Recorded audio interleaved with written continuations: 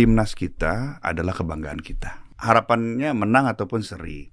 Dan itu sebetulnya sudah disampaikan sendiri oleh Coach Patrick Kluivert kan. So I'm looking very good, very positive in Indonesian football.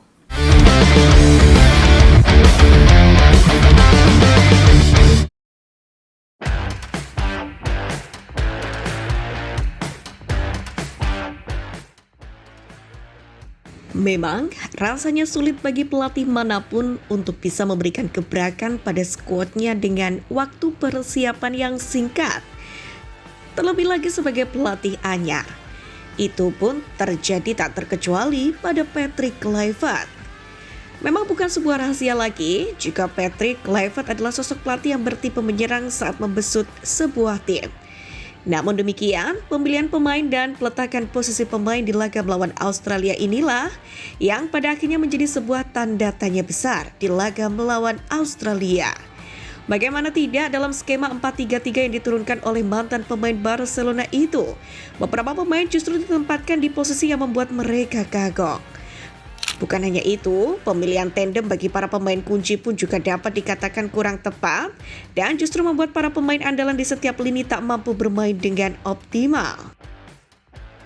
Seperti misalnya menyadar video yang diunggah oleh kanal YouTube RCTI Entertainment pada skema 4-3-3 yang dimainkan di laga melawan Australia, Kluivert menempatkan seorang Calvin Verdong di posisi center bek kiri, berdampingan dengan Jesus dan juga Miss Hilgers. Selain itu, masih ada juga beberapa pemain lain yang juga dirasa janggal. Kekalahan telak yang didapatkan oleh timnas Indonesia ini tentu membuat para pendukung setia timnas Indonesia harus menelan kekecewaan. Namun demikian, setidaknya dari kekalahan dan proses bertanding yang dijalani ini, kita menjadi sedikit tahu bahwa Patrick Kluivert ternyata belum sepenuhnya memahami karakter dan tipikal bermain para pemain timnas Indonesia sepenuhnya.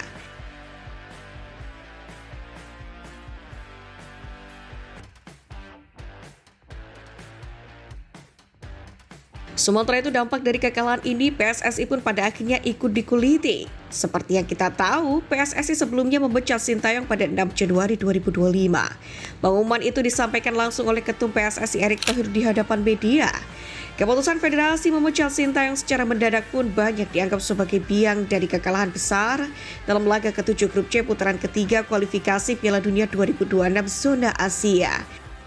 Apalagi dalam pernyataannya, Kluivert pun mengakui tetap mempertahankan taktik warisan Sintayong dengan bermain menggunakan formasi 3-4-1-2. Namun, beda tangan, beda juga hasil yang didapatkan. Pernyataan Kluivert pun kian menegaskan bahwa keputusan PSSI memecat Sintayong merupakan sebuah kesalahan, bahkan dosa besar dari Federasi Sepak Bola yang dipimpin oleh Erick Thohir. Hal itu pun kian dipertegas dengan pernyataan Sintayong yang menyebut Patrick Kluivert kekurangan waktu persiapan sehingga chemistry para pemain tidak terbangun sempurna. Sementara itu, ada fakta juga yang jauh lebih menarik coba diungkapkan oleh Hamdan Hamedan, sosok yang selama ini membantu pemain diaspora Indonesia. Dalam unggahannya, Hamdan Hamedan menyebut pihak-pihak yang diuntungkan atas kekalahan ini. Setidaknya ada 7 pihak yang disebutkannya. Pernyataan ini kemudian ditutup dengan kalimat Tuhan tidak tidur.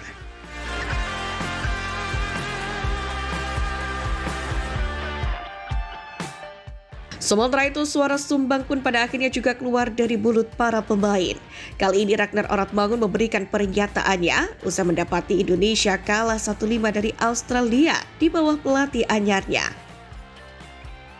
Awalnya Ragnar Oratmangun menegaskan tidak ada masalah signifikan perihal komunikasi yang selama ini digembar-gemborkan menjadi salah satu biang keladi. Mereka bahkan merasa Sintayong adalah pelatih yang cukup menyenangkan. Kami semua berpikir hal yang sama, kenapa memecat Sintayong sekarang? Di sisi lain ya, itu mungkin adalah jalan yang kami tempuh. Jalan yang ditempuh Presiden Ketua Umum PSSI Erick Thohir. Mungkin karena kami orang Eropa dan dia dari Asia, jadi metode kerjanya sangat berbeda. Tapi saya pikir dia itu bagus untuk kelompok ini. Demikianlah pengakuan dari Wak Haji. Calvin Verdong sendiri pun juga menegaskan bahwa Sintayong adalah pelatih yang tahu tempat untuk mencairkan suasana dan bersikap serius. Pernyataan ini pun bisa dibilang sekaligus membantah narasi seperti yang disebutkan Mark Locke bahwa Sintayong adalah seorang diktator yang memaksakan kehendak. Kevin Dix pun tidak tinggal diam untuk membela Sintayong. Dia yang meski belum lama mengenal sang pelatih punya kesan positif terhadap juru taktik asal Korea Selatan ini. Saya melihat dia bisa tertawa dengan baik di grup. Saya di sana baru 4 atau 5 hari. Demikianlah pengakuan Kevin Dix. Melihat respon para pemain dari mulai pemain diaspora lama hingga yang baru, menunjukkan bahwasannya internal timnas Indonesia seperti baik-baik saja.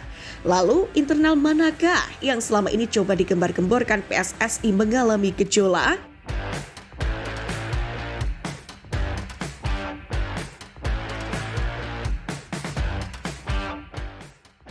Namun nasi sudah menjadi bubur, tim kepelatihan sudah terlanjur diganti. Tentu tugas kita saat ini sebagai pemain ke-12 adalah tetap memberikan dukungan sepenuhnya kepada timnas Indonesia. Sementara itu Patrick Kluivert sendiri mengambil sikap akan terus membuat timnas Indonesia menampilkan permainan menyerang, walau pada laga pertama berakhir terbantai.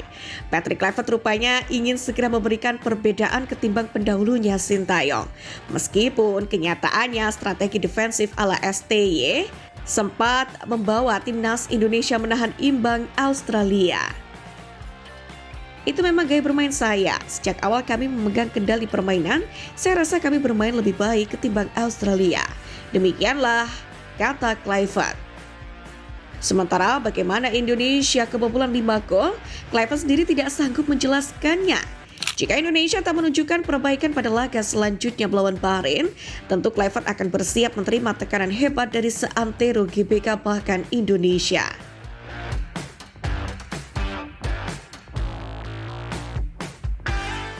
Sejatinya para pemain sendiri pun kecewa terhadap hasil 1-5 di kandang Australia.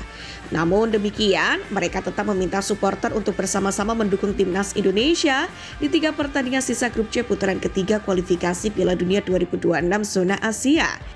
Dalam hal ini pemain pertama yang kecewa adalah bek timnas Indonesia Kevin Dix.